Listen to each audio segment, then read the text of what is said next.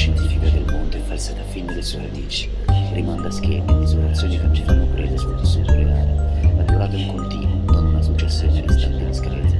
La pretesa di misurarla attraverso un rapporto matematico costringe invece a suddividerla in quantità, in multipli e sottomultipli, secondo una monotona successione. La durata, al contrario, non è sempre uguale a se stessa nei vari momenti dell'esperienza, è soggettiva e non si presta ad una misurazione uguale per tutti, è continua e non può essere matematizzata.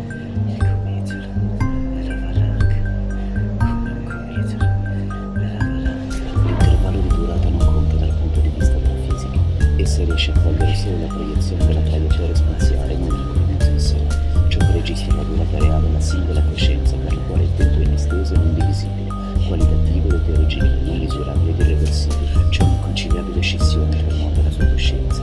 Nel nostro io c'è successione senza esteriorità reciproca, fuori dall'io esteriorità reciproca senza successione. La vera durata viene messa in secondo piano in punta dalle esigenze dell'azione e della comunicazione sociale.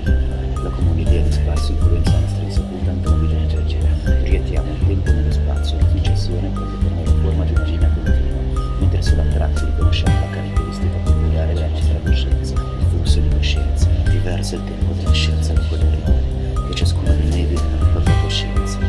Le uniche misurazioni reali sono quelle che si riferiscono al proprio sistema